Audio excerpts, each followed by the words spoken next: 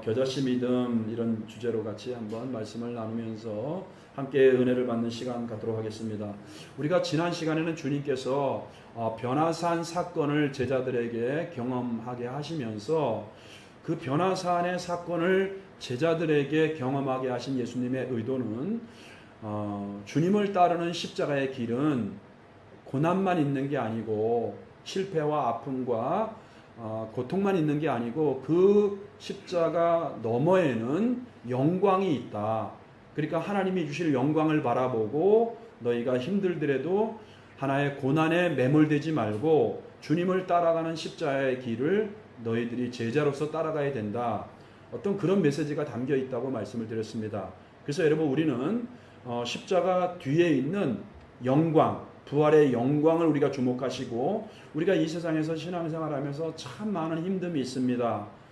오해도 있고 시련도 있고 아픔도 있고 상처도 있고 예수 믿으면 세상 사람보다 더 어려움도 생기는 것 같습니다. 여러 가지로 힘듦이 있죠. 그러나 주님은 우리에게 도전하시는 겁니다. 변화산을 통해서 하나님이 주실 상급과 영광이 있으니까 너희들이 걸어가고 있는 이 신앙의 길, 십자가의 길을 너희들이 묵묵히 인내하며 끝까지 걸어가야 된다. 이거를 이제 말씀해 주는 사건이 변화산에 담겨 있는 예수님의 의도라고 말씀을 드렸습니다. 자, 오늘 이어지는 본문은 그 연결되는 어떤 메시지가 있냐면 주님을 따라가는 그런 그 십자가의 길에 우리가 치루어야 될 대가들이 있다는 거예요. 십자가의 길을 우리가 걸어가는데 그냥 우리가 뭐 아무런 대가를 지불하지 않고 아주 편하고 넓은 어떤 그런 길만이 아니고 십자가의 길을 걸어감에 있어서는 우리가 치루어야 될 대가가 있다. 지불해야 될 그 요소들에 대해서 이제 주님이 말씀하고 있는 그런 본문인데 두 가지로 함께 생각해 보면서 함께 은혜를 나누도록 하겠습니다. 자, 주님을 따라가는 십자가의 길, 이 길을 걸어갈 때 우리가 첫 번째 치루어야 될 대가, 지불해야 될 대가, 우리가 꼭 가지고 있어야만 주님을 따라갈 수 있거든요. 그것이 뭐냐? 우리가 너무나도 알고 있는 내용입니다. 무엇이냐면 한마디로 믿음이에요. 믿음. 그래서 오늘 이 겨자씨 믿음을 주님이 말씀을 하고 있는 겁니다. 따라해 보세요. 주님을 따르는 십자가의 길은 믿음으로 가는 길입니다. 여러분 믿음을 구할 수 있기를 바랍니다. 믿음의 사람이 될 수 있기를 축복합니다. 오늘 14절부터 16절까지를 한번 다시 한번 보겠습니다. 그들이 무리에게 이르매 한 사람이 예수께 와서 꿇어 엎드려 이르되 주여 내 아들을 불쌍히 여기소서. 그가 간질로 심히 고생하며 자주 불에도 넘어지며 물에도 넘어지는지라. 내가 주의 제자들에게 다 데리고 왔으나 능히 고쳐 못하더이다. 자, 오늘 이제 문제가 나옵니다. 문제가 나오는데 자, 간질로 어릴 때부터 고통스러운 인생을 살고 있는 그 아이가 나오고 그 아버지가 등장을 합니다. 자, 예수님은 지금 산 위에 베드로와 야고보, 요한 그 핵심 그룹들, 수제자 핵심 그룹들과 함께 변화산에 올라가 있습니다. 근데 산 아래에서는 지금 뭡니까? 다툼과 변론이 일어나고 또 그 다음에 아웅다웅하고 어지럽고 아주 요란하고 한마디로 어떤 그 좀 부정적인 시끄럽고 어떤 제자들은 또 실패를 경험했잖아요. 또 심히 다툼이 일어나고 하여튼 뭐 소란한 이런 그 상황이 지금 산 아래에서 펼쳐져요. 마치 여러분 모세가 이제 시내산에 올라가서 하나님으로부터 율법을 받기 위해서 올라갔을 때 모세가 더디 내려옴을 보고서는 산 아래 백성들이 막 금을 갖다 놓고 그걸 부어서 금송아지 우상을 만들어서 이것이 우리를 구원한 애굽에서 구원한 하나님이다 신이다 막 이러면서 막 그들이 막 소란하고 막 그들이 그 실패했던 것처럼 산 아래 있는 제자들도 마치 그 비슷한 모습을 보여주고 있습니다. 자, 근데 여러분 그대로부터 이 간질이라고 하는 것은 이제 지금은 우리가 의학적으로 다 밝혀졌지만 지금은 뇌전증이라고 얘기를 해요. 그래서 우리 교회 다녔었던 그 김현수 집사님 여러분 아시죠? 그분 딸이 이제 이 그 뇌전증 간질로 인해서 뇌 수술을 2번 했더라고요. 뇌 수술을 2번 하고 뭐 생명을 담보로 하는 엄청나게 큰 위험한 수술이었다고 해요. 근데 평생을 이렇게 살 수 없으니까 이제 결단을 해서 수술을 한 겁니다. 그 수술을 해서 한 몇 개월 전에 이제 결혼한다고 연락이 왔길래 제가 사모님이랑 같이 결혼식 갔는데 걔가 참 이쁘잖아요. 이쁘고 피아노도 교회에서 치고 막 이랬었는데 그 어떤 요즘은 중매 사이트를 통해서 좋은 믿음에 그걸 다 받아들이고 이해하는 아주 신실하고 믿음이 좋은 청년을 이렇게 만나서 이제 결혼식을 이제 했어요. 근데 지금은 이 뇌전증이 밝혀졌지만은 원인이 그 당시에는 이걸 어떻게 생각했냐면 고대 시대 때는 이거를 어떻게 보면 긍정적으로 보면 신의 임재다.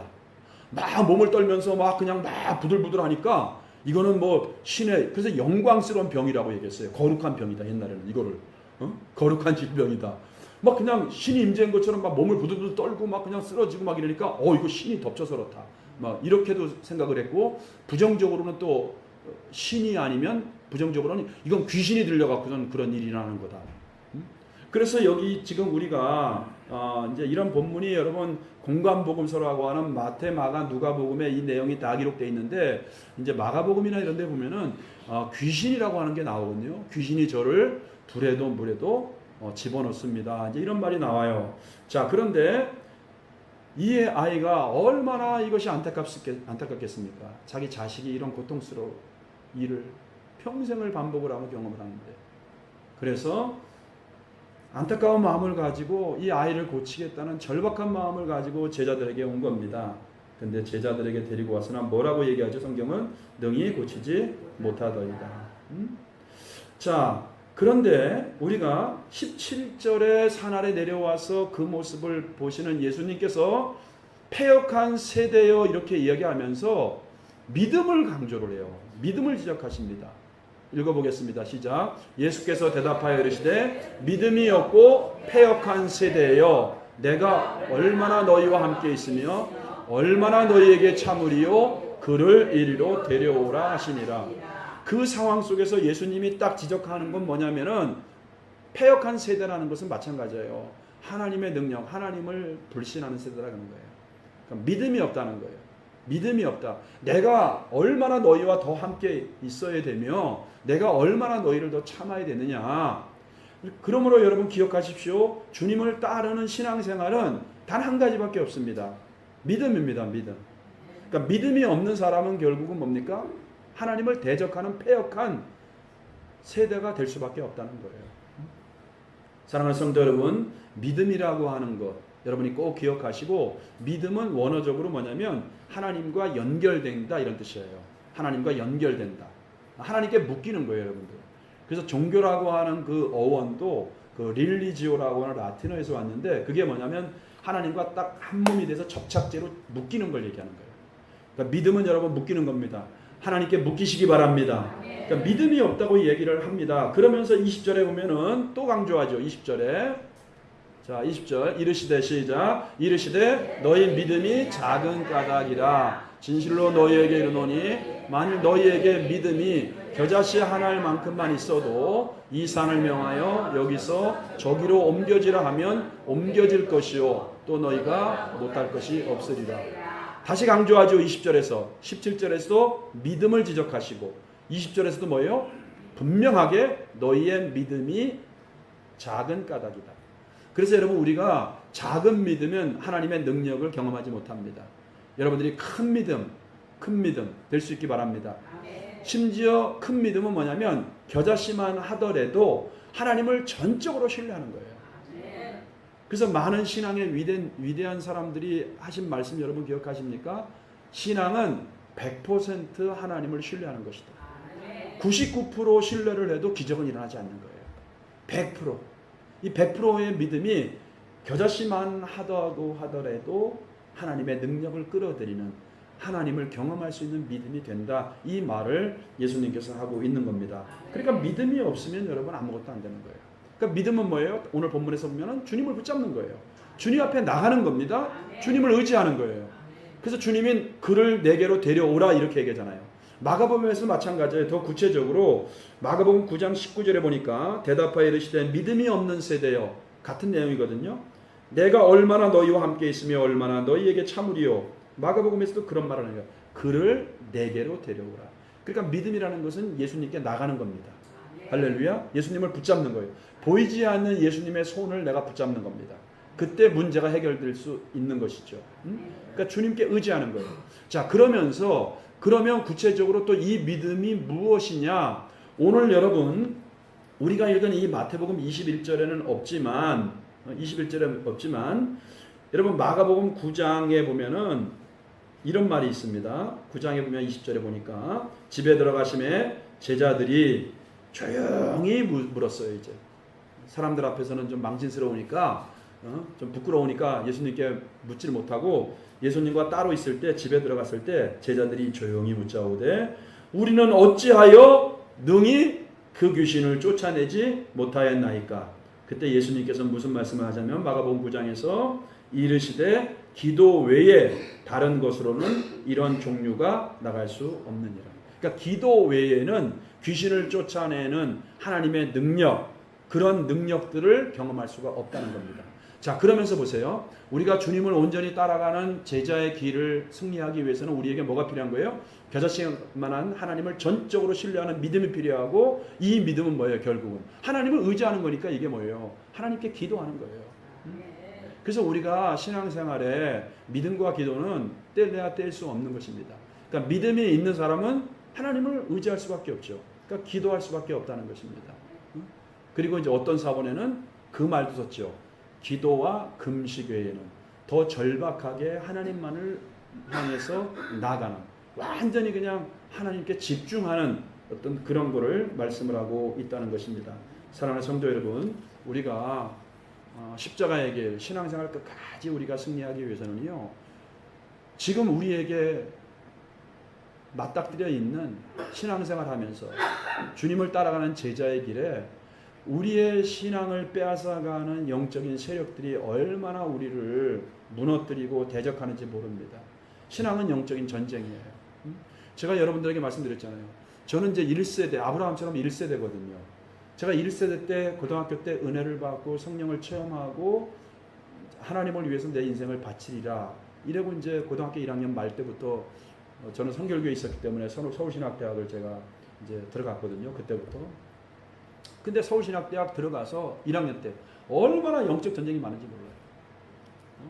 얼마나. 중도에 포기할 만한 일들이 한두 번이 아니에요. 그래서 제가 지금도 이제 그 신학대학 이렇게 올라가면은 그 중앙에 이렇게 기도실이 있어요. 이렇게 기도실이 있는데 그 기도실에 가서 제가 지금도 그 생각이 나요. 하나님, 내가 여기 졸업할 수 있겠습니까? 졸업만 하게 해주세요. 학교를 못 다닐 것 같아요.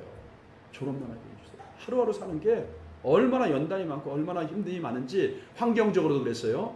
환경적으로도 그랬는데 기숙사에서 밤에 잘 때마다 귀신이 나타나갖고서는 나를 막 짓누르고 얼마나 이렇게 영적으로도 이렇게 좀 공격이 많은지 여러분.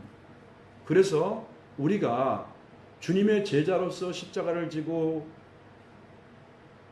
제자의 길, 십자의 길을 끝까지 걸어가려고 하면 우리에게는 주님을 절대적으로 믿는 믿음과 주님을 붙잡는 기도가 필요하다는 거예요. 오늘 주님께서 이 간질병 걸린 아이의 스토리를 통해서 우리들에게 레슨하는 게 그겁니다. 전적으로 주님을 신뢰해라.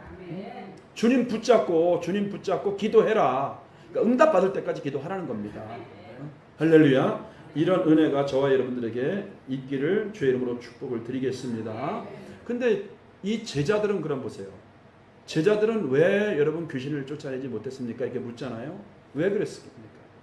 마태복음 10장에 보면, 우린 지금 17장을 공부하고 있는데 10장에 보면은 예수님께서 제자들에게 귀신을 내어쫓는 권세와 능력을 주셨어요. 병을 고치는 은사와 능력을 주셨다는 거예요. 그래서 그들이 파송받아서 나갔을 때 주여, 귀신들도 우리 주의 이름으로 우리가 귀신을 명하니까 귀신들도 항복하나이다 막 이러면서 그들이 흥분과 어떤 그 감격을 가지고 예수님께 와서 막 들떠서 보고하고 그러는 거 우리가 배웠잖아요. 근데 지금은 왜 못해요? 우리가 여기서 또 한 가지 우리가 배워야 될 건 뭐냐면, 우리가 여러분 제자들이 처음에는 주님을 의지해서 얼마나 여러분 떨었겠어요. 처음에는 우리 그런 거 임직 처음 받을 때는 내가 주를 위해 살리라. 10년, 20년 되니까 이제는 주님이 나를 위해 살아야지 이렇게 바뀌잖아. 막 처음에는 막 그 열정 가지고 막 그냥 막 주님을 막 의지하면서 주여 조마조마한 가운데 막 믿음으로 막 얼마나 주님 의지하고 주님 이름 부르면서 막 귀신을 대적하고 쫓아냈겠어요. 근데 되거든요. 그때는 이제 이게 지실력인 줄 아는 거야. 이 경험이 자꾸 쌓이다 보니까 이제는 주님에 대한 어떤 의지가 점점점 약해져 버리는 거예요. 내 실력인 것 같아. 이런 경험이 자꾸 쌓이다 보니까 그러니까 어느새 이게 하나의 뭡니까? 주님을 전적으로 신뢰하는 믿음보다는 하나의 이제는 너무나 익숙해져 버리니까 내 실력인 것 같고 내 힘 같고 내 경험인 것 같고 막 이렇게 돼버리는 거예요. 여러분 우리가 조심해야 돼요. 신앙생활 항상 그래서 주님은 에베소 교회도 마찬가지고 라오디게도 마찬가지고 첫사랑을 회복하라. 첫 믿음을 회복하라고 도전하고 있는 것입니다. 사랑하는 성도 여러분, 우리가 처음 주님을 믿을 때 그 순수함과 첫 믿음을 회복할 수 있는 은혜를 하나님께서 우리에게 주시기를 바랍니다. 자, 그러면서 이제 두 번째 주님이 영광에 이르는 십자가의 길을 걸어가기 위해서 두 번째는 어떤 길이냐? 그 길은 헌신하며 가는 길이라는 거예요. 십자가의 길은 헌신하며 가는 길. 따라해 보세요. 헌신하며 가는 길이 십자가의 길입니다. 자, 오늘 여러분 좀 생뚱맞은 사건이 있는데 주님께서 24절에 가버나움에 이르렀을 때 반세계를 받는 자들에게 한번 읽어보세요. 시작. 가버나움에 이르니 반세계를 받는 자들이 베드로에게 나와 이르되 너희 선생은 자, 좀 전혀 다른 스토리가 지금 이렇게 이어지고 있습니다. 간질병 환자를 고치고 난 다음에 갑자기 무대도 바뀌고 상황도 바뀌고 스토리도 바뀌어요. 이제 세금 문제가 여기에 나오고 있습니다. 예수님과 제자들에게 이제 세금을 거두려고 하는 것이죠. 자, 그런데 27절 보니까 주님께서 시작. 그러나 시작. 그러나 우리가 그들이 실족하지 않게 하기 위하여 내가 바다에 가서 낚시를 던져 먼저 오르는 고기를 가져 입을 열면 돈 한 세겔을 얻을 것이니 가져다가 나와 너를 위하여 주라 하시니라. 참 이거 보면은 예수님이 이런 기적도 하네. 여러분 우리가 성경을 보면은 예수님은 자기 자신을 위해서는 한 번도 기적을 행하지 않습니다. 배고픈 사람들, 귀신 들린 사람들, 고통과 억압에 눌려있는 사람들, 그런 사람들을 위해서 오병이어도 마찬가지고요. 또 치유하는 것도 마찬가지고요. 심지어는 군대 귀신 들린 사람들을 온전케 치유하는 것도 다 다른 사람을 위해서 표적을 행하는 걸 볼 수 있어요. 근데 오늘 이 본문에 보면은 유일하게 문자적으로 보면은 예수님 자신을 위해서 기적을 행하는 것 같아요. 그죠? 이런 예수님이라면 얼마나 좋을까, 우리 김연아 권사님, 그죠? 딱 그냥 예수님 말씀하시는데 어떻게, 고기를 잡아갖고서는 고기를 딱 낚시해서 끌어올렸는데 그 입에 고기 입에 돈이 있다는 걸 어떻게 알아요? 하나님은 전지전능하신 분이야. 여러분, 그러니까 하나님께 모든 건 맡기시기 바랍니다. 우리 문제 해결하지 못할 게 뭐가 있겠어요? 자, 그런데 문자적으로 보면 예수님 자신을 위해서 이 기적을 행하는 것 같은데 이 동기를 한번 보자고요, 여러분들. 먼저 여러분 여기에 그 반세겔이라고 나오잖아요. 이 본문은 그러니까 여기서 예수님께서 25절부터 한번 25절부터 봅시다. 우리가 성경을 안 읽었으니까 한번 25절부터 시작. 이르되 내신다 하고 집에 들어가니 예수께서 먼저 이르시되 시몬아 내 생각은 어떠하냐? 세상 임금들이 누구에게 관세와 국세를 받느냐? 자기 아들에게냐 타인에게냐? 26절 베드로가 이르되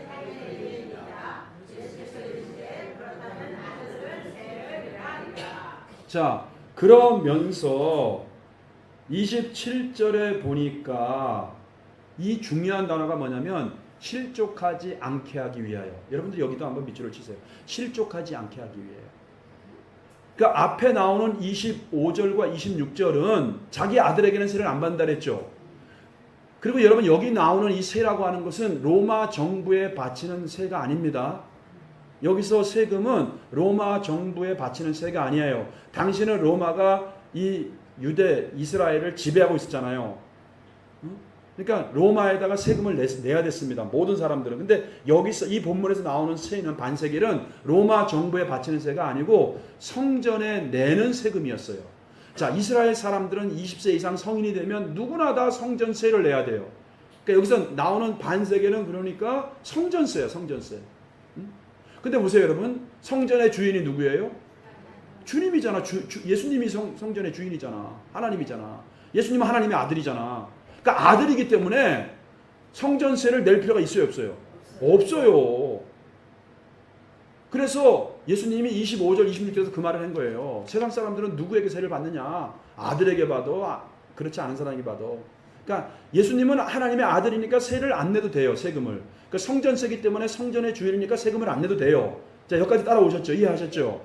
근데 그들로 실족하지 않게 하기 위해서 세금을 내는 거야. 그런 기적을 행하는 거야. 그러니까 예수님 자신을 위해서 문자적으로는 기적을 행하는 것 같지만 실적으로 뭐예요? 여러 사람들이 실족하지 않게 하기 위해서 예수님이 이 기적을 행한다는 거예요. 더군다나 여러분, 이 성전세는 어떤 의미가 담겨 있냐면 생명을 속전하는 속전세입니다. 자, 그래서 여러분들이 출애굽기 30장 아마 본문이 있을 거예요. 자, 한번 천천히 읽겠습니다. 시작. 무릇 계수 중에 드는 자마다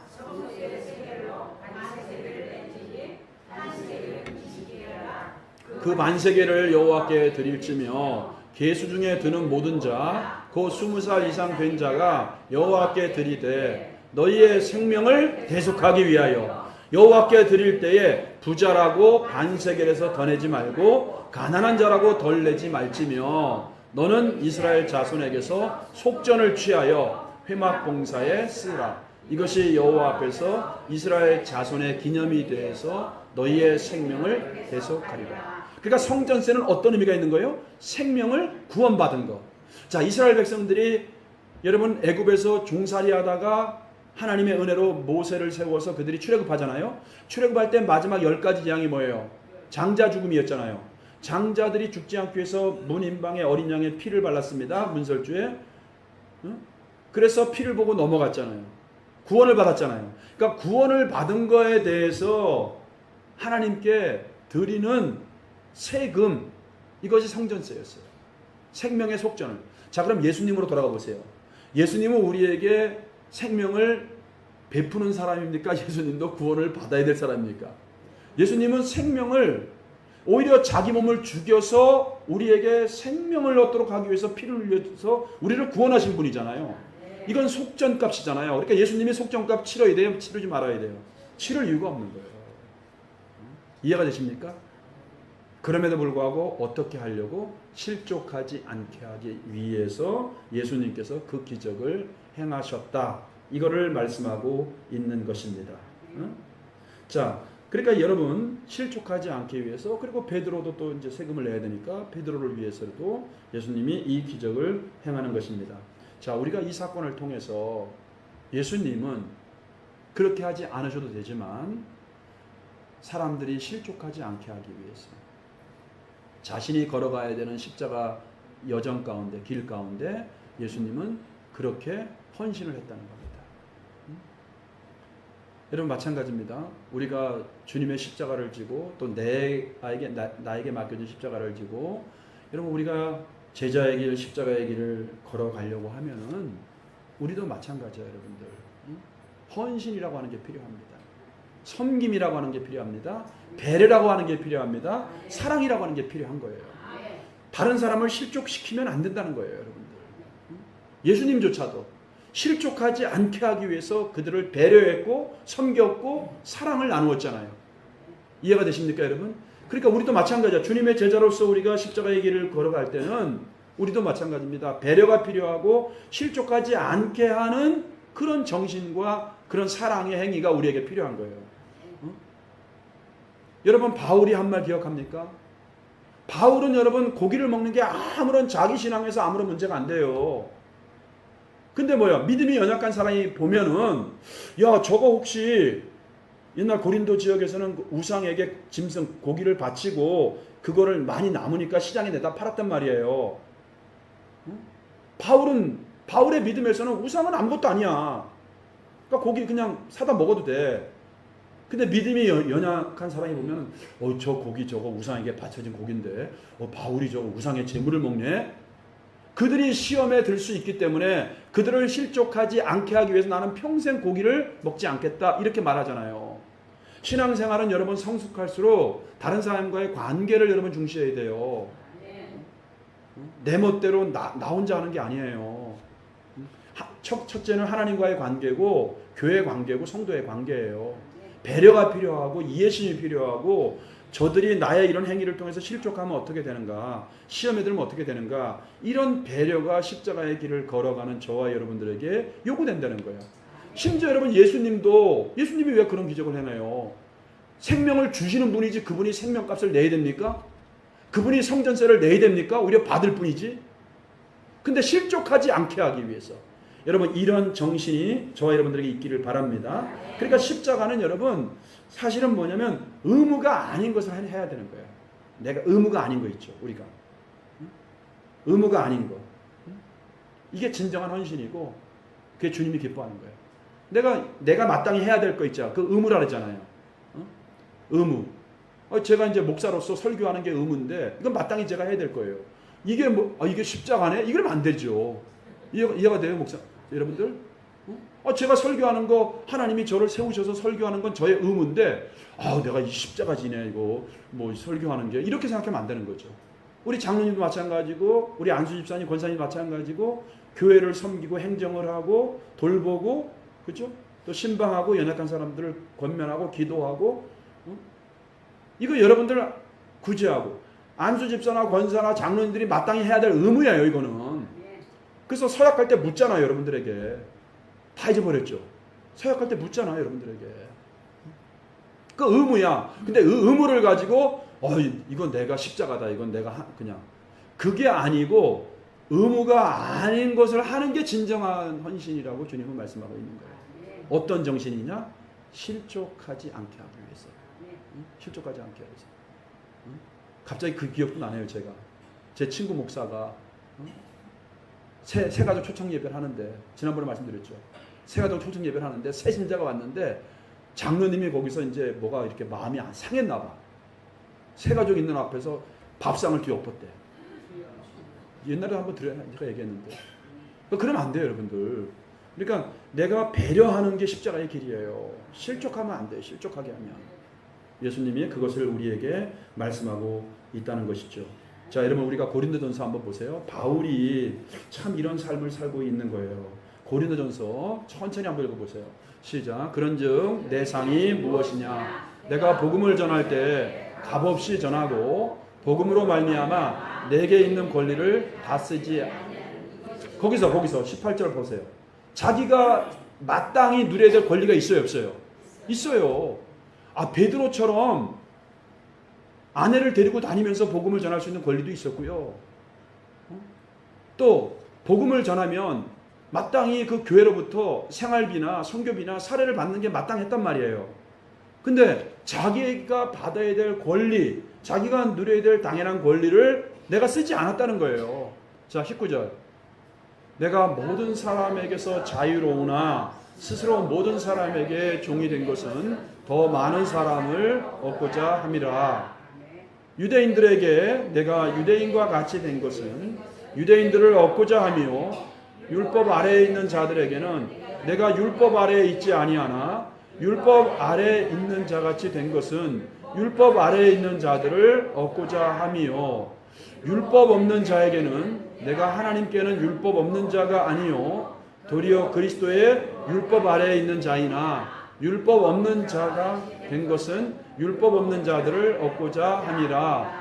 약한 자들에게 내가 약한 자와 같이 된 것은 약한 자들을 얻고자 하며 내가 여러 사람에게 여러 모습이 된 것은 아무쪼록 몇 사람이라도 구원하고자 함이니 내가 복음을 위하여 모든 것을 행함은 복음의 참. 자, 바울의 마음이 느껴집니까? 실족하지 않게 하기 위해서, 믿음이 연약한 사람을 섬기기 위해서, 예수 그리스도의 복음을 증거하는데 내가 마땅히 누려야 될 권리까지 내려오는 거예요. 여러분 공동체를 생각해야 돼요. 교회 목소리 큰 사람이 이기는 거 아닙니다. 세상은 그럴 수 있어요.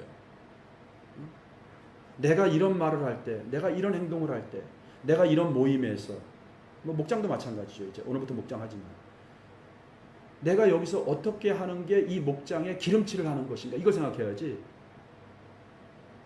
여러분, 이것이 우리가 성도로서 제자로서 십자가의 길을 걸어감에 있어서 우리에게 필요한 요소라는 거예요. 우리가 치러야 될 대가라는 거예요. 치러야 될 대가. 자, 오늘 설교 이제 정리를 하겠습니다. 자, 주님의 십자가의 길을 걸어가는 신앙인으로서, 제자로서 우리가 치러야 될 대가 두 가지를 얘기했습니다. 첫 번째 뭐예요? 믿음과 기도다. 철저하게 주님을 의지해야 된다.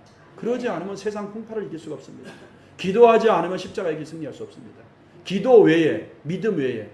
할렐루야. 예, 믿음과 기도를 여러분들이 꼭 놓치지 말기 바랍니다.